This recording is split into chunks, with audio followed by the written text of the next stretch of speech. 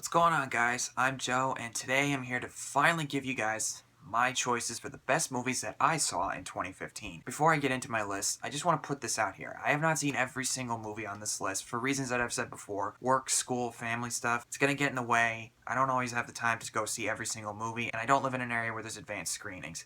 And there's certain movies that came out in 2015 that I wanted to see, but I never got a chance to see them because of the limited releases and, like I said before, time purposes. 99 Homes, Steve Jobs, and Trumbo. Those are the three that I definitely really wanted to see, but unfortunately, I couldn't. I tried as hard as I could to see as many movies as I could, but I'm a human being and there's no way I was going to be able to see all of them. And of course, some people are probably going to wonder, why do you have that on your list? Why is this higher than the other? And so on and so forth. Well, guess what? This is my own personal favorite of 2015. Whether you agree with me or not, let's just try to have some fun here. All except for one movie on this list I've reviewed. I'll get to that when we get into the top 5. And since I've caught up with most of the movies that I've been wanting to see, let's just take one final look at 2015 before we move on into 2016. Before I get into my top 10, I've got 6 honorable mentions. I'm going to briefly go over them as quickly as I can. Southpaw, Jurassic World, The Walk, Spectre, Pawn Sacrifice, and Inside Out. Those are my honorable mentions, which I really enjoyed and were really good, but they didn't quite make the cut for the top 10 list. And now,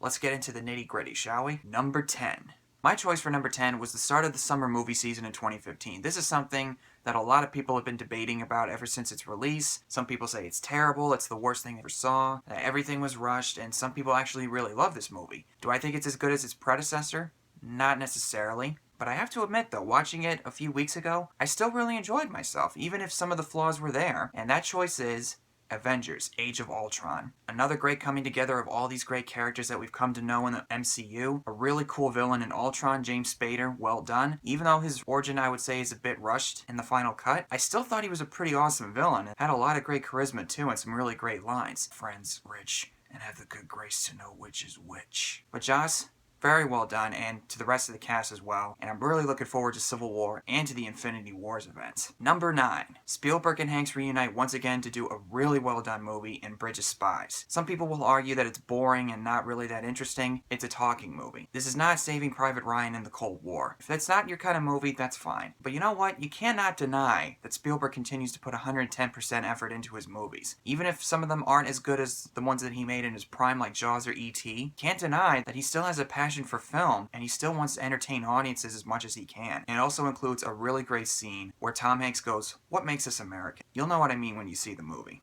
Number 8.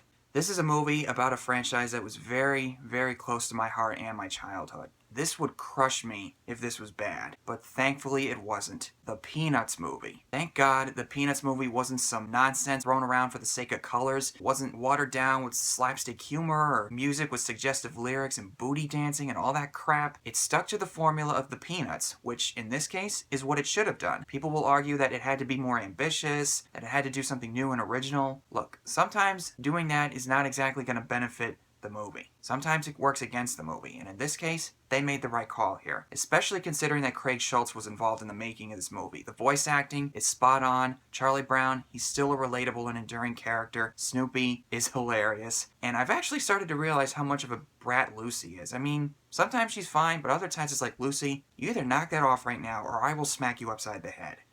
And I really hope that they don't make a sequel. That there's no need for a sequel. But in any case, I really enjoyed the Peanuts movie, and I cannot wait to buy it on Blu-ray. Number 7. Dun, dun, da, da, dun, dun, da, da, da, da, da. Rogue Nation. Mission Impossible 5, Rogue Nation. Tom Cruise doing all these crazy stunts, trying to stop a world-ending threat from a rogue nation, a syndicate. But on the other hand, you got guys like Simon Pegg, Jeremy Renner. Yeah, not much else I could say about Rogue Nation. It's a really good action movie. Fourth one is still the best in the franchise, I would say, but this one is definitely worth your time, especially for that plane sequence alone. Anyway, number 6. Number 6 is a very controversial choice. Another addition to the MCU, and certain fans claim that this was an act of heresy when said director left the project, Edgar Wright. Would I have liked to have seen Edgar Wright put his stamp on this movie? You bet. But that being said, Ant-Man, I thought was a really, really good time, and watching it again recently, I still think it holds up pretty well. The villain, not that interesting. A little bit better than the ones that we've gotten in the MCU, at least some of them anyway. But the fact that it's a more small-scale type of movie, not just including the shrinking effects, but the destruction and the final battle that goes on, it's more self-contained, I would say. And Paul Rudd is a great addition to the MCU. Michael Douglas, perfect. Just perfect. And Michael Pena, oh boy, I'm just thinking about it, I'm laughing. And I cannot wait to see the sequel for Ant-Man. And if Paul Rudd's going to show up in Civil War this year as Ant-Man in a small part, no pun intended, I'm all for that.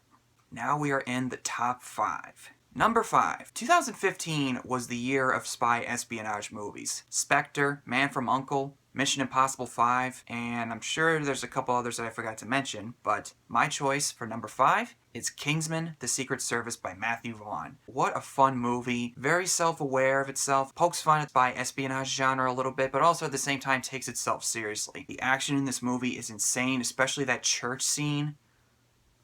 I want to know who came up with that, because that was a really cool idea. Taron Egerton is going places. Colin Firth, awesome. Michael Caine, Samuel L. Jackson, I'm sorry about that, and a special appearance by the man himself, Mark Hamill. This was the year of Mark Hamill, I gotta say. And probably my favorite scene in this whole movie is when Colin Firth beats up those guys at the pub. Manners maketh man. And supposedly they're making a sequel to Kingsman. I'm looking forward to it. Number 4. This is a movie that I did not get a chance to review because I didn't really have anything much else to say about it, but I'm gonna just say this right off the bat. The Gift was one of the most riveting, enthralling, and disturbed movies I've ever seen. Good job to Joel Edgerton in his directorial debut. There was a few times where I actually got on the edge of my seat and I jumped. Not the cliche, trashy jump scare that you would usually see in a horror movie, but there was a legitimately well done jump scare that I literally just went, oh my god! Rebecca Hall is also really good, and Jason Bateman, very different from the characters that he's usually played before. This is a very realistic and very sick individual, I would say. If you haven't seen the movie, I won't give anything away, but just know this is a pretty twisted movie. Very twisted. Well done, guys. And now we're in my top 3. This whole list was really hard to do, but the top 3, I would say, was probably the easiest for me. Even after seeing the choice for number 2. We'll get to that in a minute. But number 3 is a franchise that I grew up watching in my teen years, and watching the trailer for this, I was wondering, what could they possibly do with this franchise? Are we really going to go back to it? And what more could we do with it? I was wrong. Creed is awesome. Sticks to the similar formula of the first Rocky, but in that case, like with the Peanuts, it's well executed. It doesn't feel in your face, it doesn't feel on the nose, it feels just about right. Michael B. Jordan, well done, and good job to you for choosing this movie and washing away the crap that you had with Fantastic Four. Sylvester Stallone.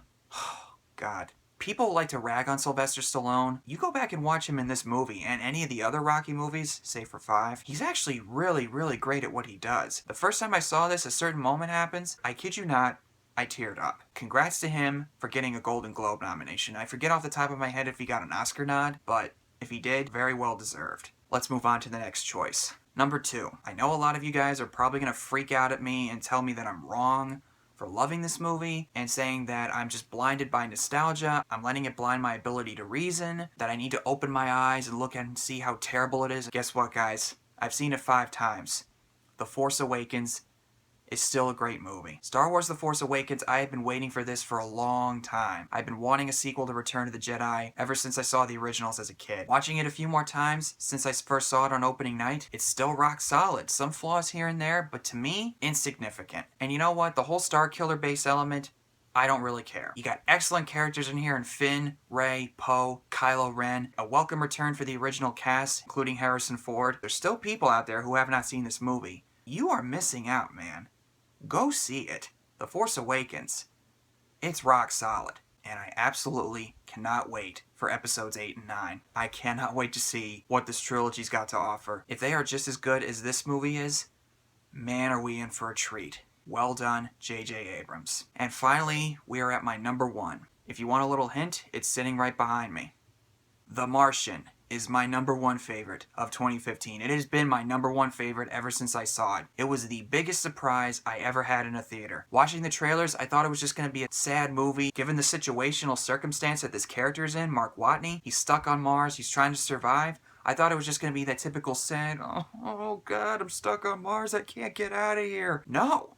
It embraces that positivity, that optimism, and it goes all the way with it, but at the same time, it takes itself seriously with the characters. I love it when a movie does that. It's just gleefully happy, and it's extremely fine with being happy. Ridley Scott, he still got it. Whatever you think about his movies as of late, he still has it in there somewhere, and let's just hope that he finally manages to find his rhythm again after this one with his next movie. Well, that's all I gotta say for the movies of 2015. What a really good year for movies, and I cannot wait to see what 2016 has to offer. Thank you guys for watching this video. What are your picks for the best movies of 2015? Whatever they are, fire away in the comment section below, and I'll see you guys next time.